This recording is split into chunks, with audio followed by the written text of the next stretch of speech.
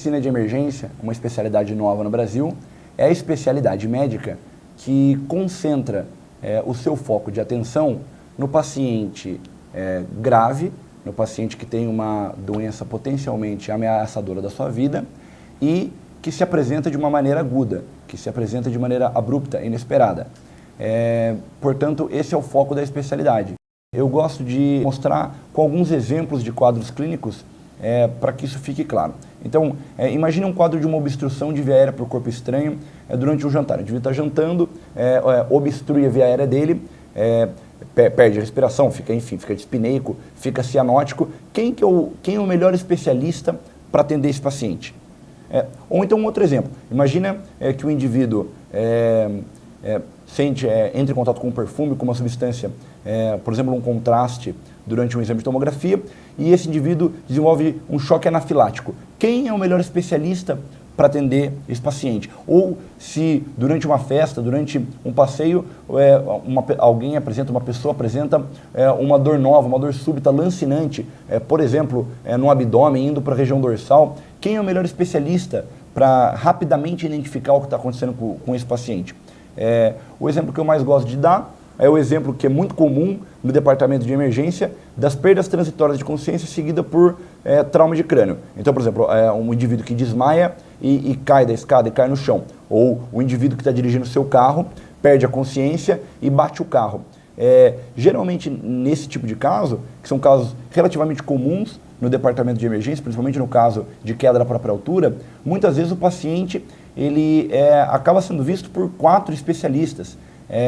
Então, o paciente ele é atendido inicialmente por um clínico geral, que vai pedir uma avaliação do cirurgião geral, uma vez que houve um trauma de crânio. Depois da avaliação do cirurgião, ele eventualmente vai passar por uma avaliação da cardiologia, já que é fundamental, em caso de síncope, você excluir uma etiologia cardiogênica, uma arritmia, por exemplo. Eventualmente, dependendo do porte do hospital, por uma avaliação da neurologia, já que não dá para você excluir que aquela perda transitória de consciência foi causada por uma patologia neurológica. Então, percebe, nesse tipo de caso, o paciente... pelo lado do paciente, ele acaba ficando 6, 8, 10 horas no departamento de emergência até mobilizar todos esses especialistas. O hospital tem um gasto em ter que remunerar esses 4 especialistas que tem que estar no plantão para atender e deslocar eles de outras funções, que aí sim é a função específica dele, por exemplo, um ambulatório ou numa enfermaria. E o pior, o paciente ele não vai ser tão bem atendido por essa colcha de retalhos de especialista, por esse bem bolado de especialistas, do que se ele fosse atendido por um único médico que dedica toda a sua formação, está preparado formalmente para atender esse tipo de caso. Ou seja, um quadro agudo, sem um diagnóstico já estabelecido e que está colocando a vida do paciente em risco. E lembrar que na grande parte das vezes, na maioria das vezes dessas patologias agudas, a vida do paciente é salva na primeira hora, é salva na segunda hora. Dependendo da patologia, tem aí um tempo de 3 horas e meia, de repente um pouco mais ou menos do que isso. Mas esse paciente não pode perder tempo. Esse modelo do paciente ser visto por uma pleiade de especialistas é um modelo inviável. Ou seja, é fundamental, isso quem percebeu não fomos nós aqui do Hospital das Clínicas. A residência, como o professor Brandão mencionou, já está completando 50 anos nos Estados Unidos agora em 2018. E, enfim, é fundamental que para esse tipo de situação esteja um médico que faça um atendimento unificado e com melhor qualidade, inclusive para salvar a vida desse paciente. Eu escolhi a residência de medicina de emergência, uma especialidade que foi recentemente reconhecida no Brasil como uma especialidade médica, a partir dessa percepção de que o momento onde era mais decisivo a presença do médico, no momento onde o médico mais faria diferença diante de todos os cenários possíveis no qual um paciente precisa de um médico, no cenário dele ser acometido por uma doença aguda e que estivesse colocando a sua vida em risco. Então, por exemplo, um paciente faz uma viagem, toma uma picada de algum inseto e apresenta um quadro de anafilaxia, ou o paciente, como o exemplo que eu dei, politraumatizado, o paciente com uma dispneia súbita não explicada, o paciente com uma dor por exemplo, na transição tóraco-abdominal, sem diagnóstico e que precisa de um tratamento rápido. Eu tenho certeza, na minha impressão, que é nesse momento onde mais faria diferença um médico formalmente preparado para estar lá. E uma vez que até então, até a especialidade ser reconhecida no Brasil, agora recentemente ainda não existia essa residência médica, esse preparo, ainda não havia um médico, pelo menos com preparo formal de fazer esse primeiro atendimento do paciente com diagnóstico ainda não definido e que precise de um tratamento imediato, nas primeiras horas.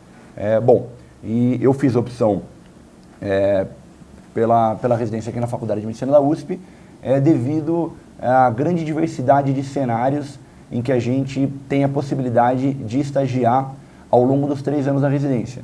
Então, basicamente, a gente estagia, a gente roda na unidade de pronto atendimento de praticamente todos os institutos aqui do complexo do Hospital das Clínicas da Faculdade de Medicina da USP, além da ampla carga teórica que a gente tem semanalmente ao longo dos 3 anos de residência. Eu acho que esses 2 elementos juntos que o hospital oferece, juntando com o meu interesse na medicina de emergência, foram essenciais para para ter certeza de que fiz uma escolha adequada. E como residente aqui do Hospital das Clínicas, eu agora estou iniciando o 2º ano do programa, que tem 3 anos.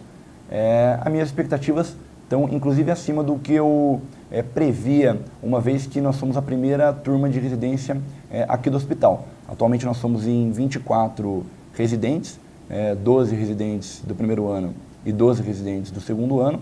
E, enfim, eu acho que as especialidades estão assimilando, inclusive mais rápido do que a gente imaginava, a presença da especialidade nos diversos cenários. Todo o staff aqui da disciplina de emergência muito bem preparado, com bom know-how já em treinamento e ensino em medicina de emergência. E o mais importante, especificamente daqui da instituição, um grande estímulo para nós residentes, tanto do ponto de vista de produção de pesquisa em medicina de emergência, pesquisa no departamento de emergência, bem como na participação e inclusive na confecção de material didático.